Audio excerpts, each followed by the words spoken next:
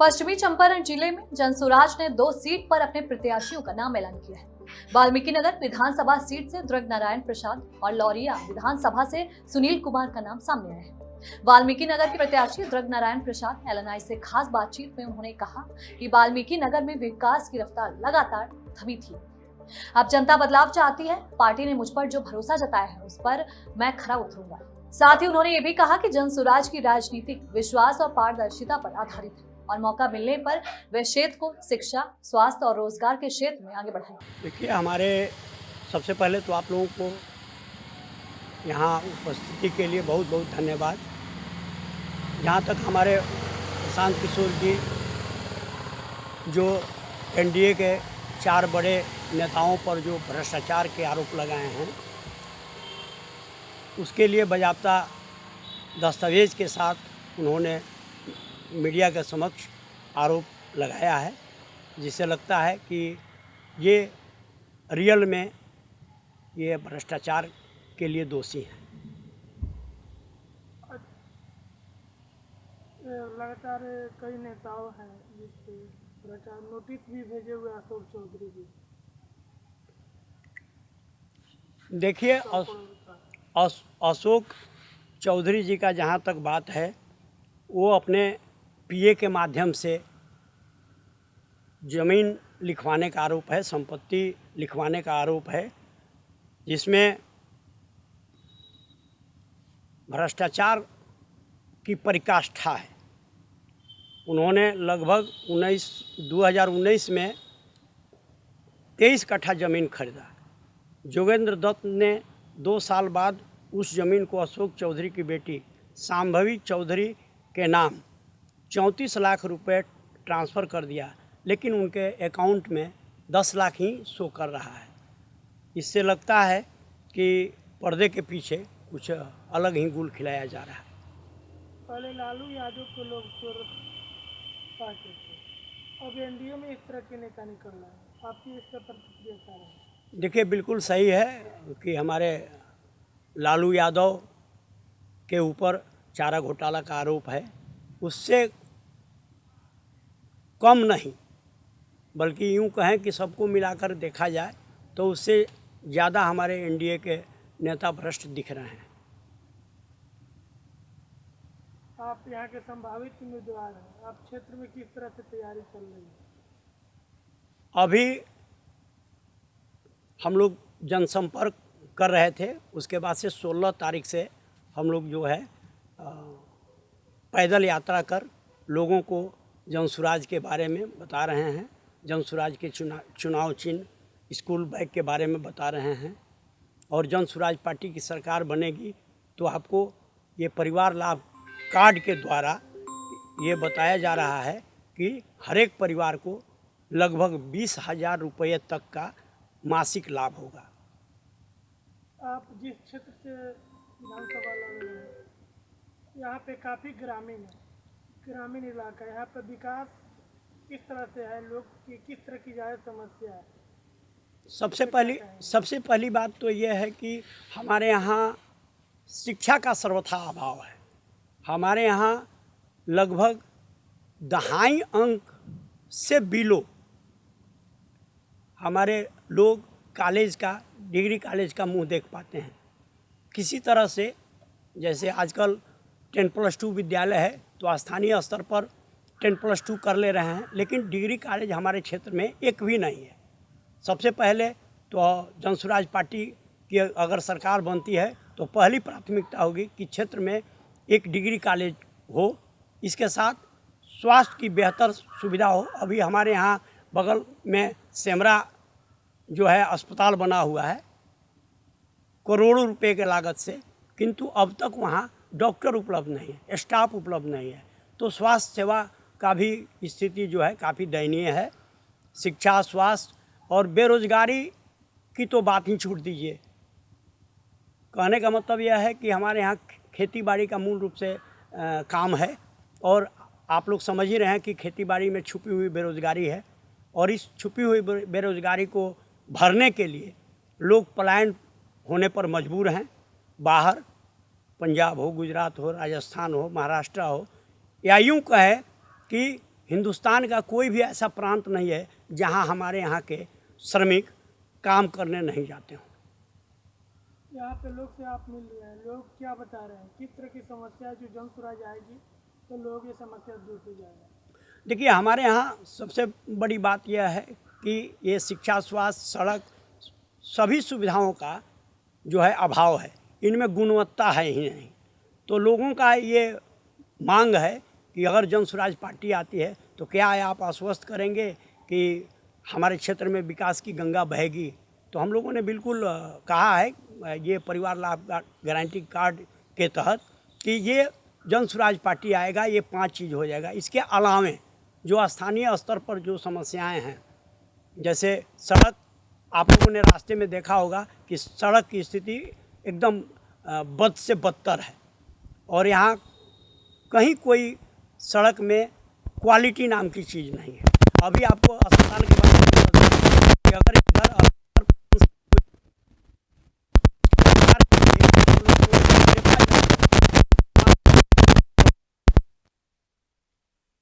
वहाँ पर सर्पदंश का इलाज होता है, अनुमंडल या नहीं तो फिर अनुमंडल अस्पताल में जाना पड़ता है, वहाँ पर भी सर्पदंश का इलाज सही रूप से नहीं हो पाता है। कभी कभी वहाँ से भाग करके हम लोग को जिला मुख्यालय जाना पड़ता है जो काफ़ी दूर है और इसके चलते रास्ते में ही लोग हताहत हो जाते हैं। तो सबसे पहले तो शिक्षा के साथ साथ स्वास्थ्य को भी इधर उन्नत करना बहुत ही आवश्यक है।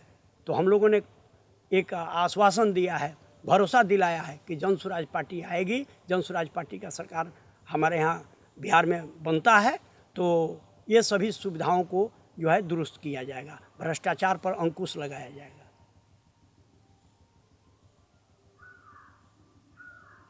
यहाँ पे कौन ऐसा चीज़ है जो विकास नहीं हुआ है, जो होना चाहिए, लोग उसके लिए त्राहिमाम है? बिल्कुल स्पष्ट है कि यहाँ रोजगार कुछ भी नहीं है, केवल खेती। तो खेती का सीजन है, जैसे धान का रोपनी है, धान का रोपनी कर लिए तो बेरोजगार, फिर सोहनी कर लिए उसके बाद फिर पुनः बेरोजगार, धान पकने के बाद फिर रोजगार मिलेगा। तो हमारे यहाँ सबसे पहली प्राथमिकता देनी होगी कि यहाँ रोजगार उपलब्ध हो। अभी जैसे कि हम लोग की जन स्वराज पार्टी का जो विज़न है कि जन स्वराज पार्टी आएगा तो ये मनरेगा को कृषि कार्य से जोड़ा जाएगा, तो इससे हमारी दशा दिशा दोनों सुधरेगी और हम अपने बाल बच्चों को पढ़ाने के लिए सक्षम हो पाएंगे। तो सबसे बड़ी समस्या है यहाँ बेरोजगारी की है और शिक्षा की है। उन्नत शिक्षा का सर्वथा अभाव है। हमारे पूरे जिला में अभी एकमात्र मेडिकल कॉलेज है, जबकि जनसंख्या आप देख सकते हैं। इसके साथ ही टेक्निकल इंस्टीट्यूट के लिए हमारे पास जो है कोई साधन नहीं है। पूरे दोनों चंपारण को मिला करके एक भी आईआईटी कॉलेज नहीं है, कोई आईआईएम कॉलेज नहीं है, कोई नर्सिंग कॉलेज नहीं है। इस तरह से छोटे छोटे के इंस्टीट्यूशन के लिए भी हमारे यहाँ के लोग तरस रहे हैं। पूरे बगहा अनुमंडल में एक भी आईटीआई कॉलेज नहीं है। तो ये सारी सुविधाओं को यहाँ लोगों तक पहुँचाना होगा। Okay, thank you.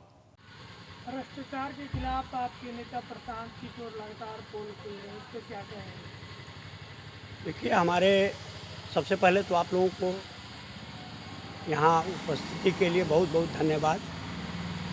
जहाँ तक हमारे प्रशांत किशोर जी जो एनडीए के 4 बड़े नेताओं पर जो भ्रष्टाचार के आरोप लगाए हैं,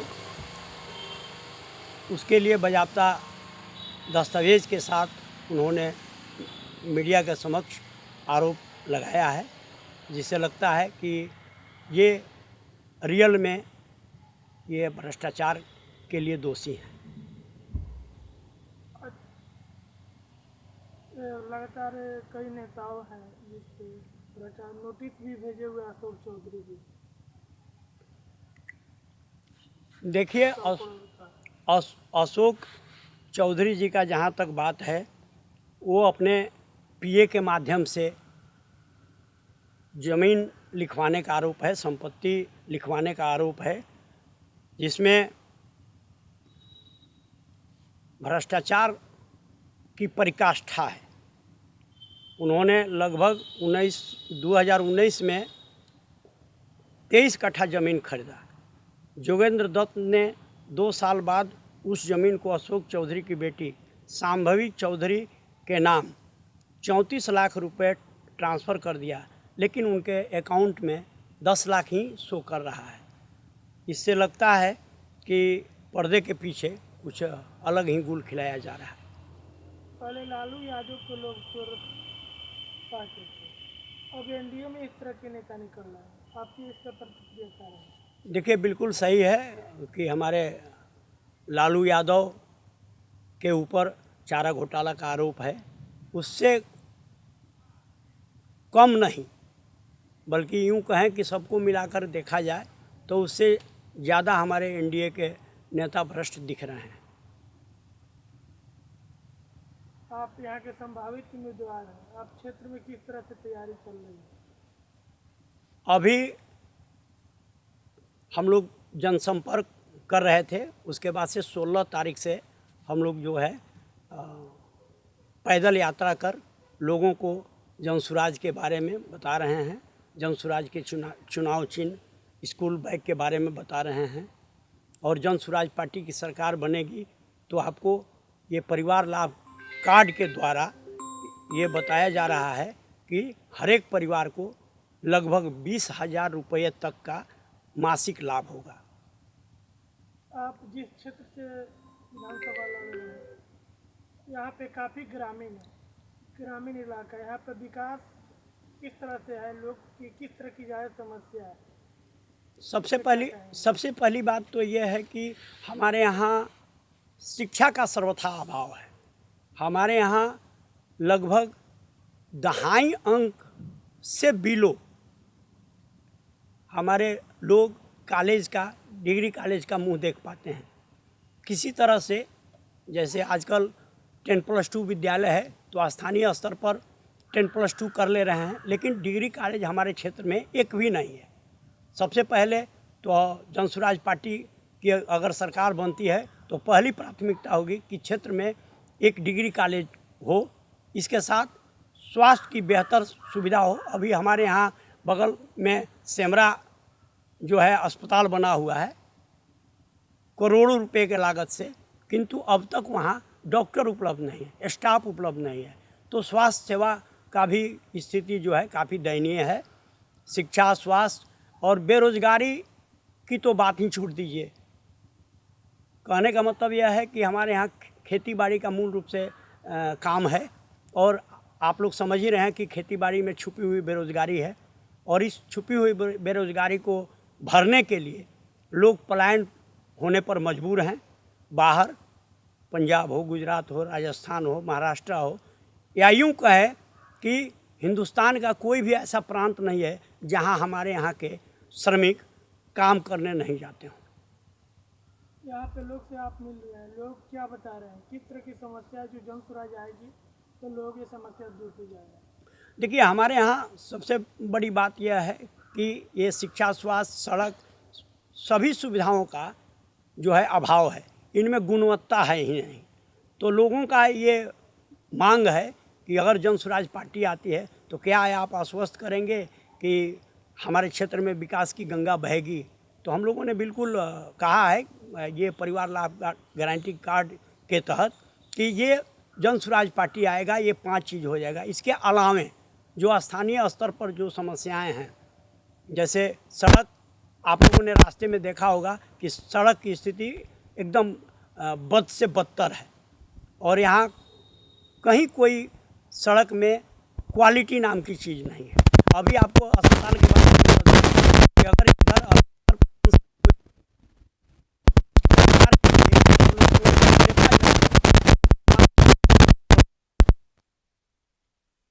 वहाँ पर सर्पदंश का इलाज होता है, अनुमंडल या नहीं तो फिर अनुमंडल अस्पताल में जाना पड़ता है, वहाँ पर भी सर्पदंश का इलाज सही रूप से नहीं हो पाता है। कभी कभी वहाँ से भाग करके हम लोग को जिला मुख्यालय जाना पड़ता है, जो काफ़ी दूर है, और इसके चलते रास्ते में ही लोग हताहत हो जाते हैं। तो सबसे पहले तो शिक्षा के साथ साथ स्वास्थ्य को भी इधर उन्नत करना बहुत ही आवश्यक है। तो हम लोगों ने एक आश्वासन दिया है भरोसा दिलाया है कि जन स्वराज पार्टी आएगी, जन स्वराज पार्टी का सरकार हमारे यहाँ बिहार में बनता है तो ये सभी सुविधाओं को जो है दुरुस्त किया जाएगा, भ्रष्टाचार पर अंकुश लगाया जाएगा।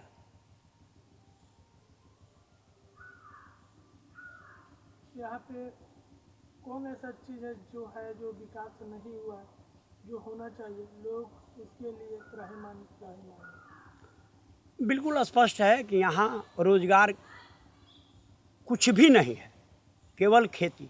तो खेती का सीजन है, जैसे धान का रोपनी है, धान का रोपनी कर लिए तो बेरोजगार, फिर सोहनी कर लिए उसके बाद फिर पुनः बेरोजगार, धान पकने के बाद फिर रोजगार मिलेगा। तो हमारे यहाँ सबसे पहली प्राथमिकता देनी होगी कि यहाँ रोजगार उपलब्ध हो। अभी जैसे कि हम लोग की जन स्वराज पार्टी का जो विज़न है कि जन स्वराज पार्टी आएगा तो ये मनरेगा को कृषि कार्य से जोड़ा जाएगा, तो इससे हमारी दशा दिशा दोनों सुधरेगी और हम अपने बाल बच्चों को पढ़ाने के लिए सक्षम हो पाएंगे। तो सबसे बड़ी समस्या यहाँ बेरोजगारी की है और शिक्षा की है। उन्नत शिक्षा का सर्वथा अभाव है। हमारे पूरे जिला में अभी एकमात्र मेडिकल कॉलेज है, जबकि जनसंख्या आप देख सकते हैं। इसके साथ ही टेक्निकल इंस्टीट्यूट के लिए हमारे पास जो है कोई साधन नहीं है। पूरे दोनों चंपारण को मिला करके एक भी IIT कॉलेज नहीं है, कोई IIM कॉलेज नहीं है, कोई नर्सिंग कॉलेज नहीं है। इस तरह से छोटे छोटे के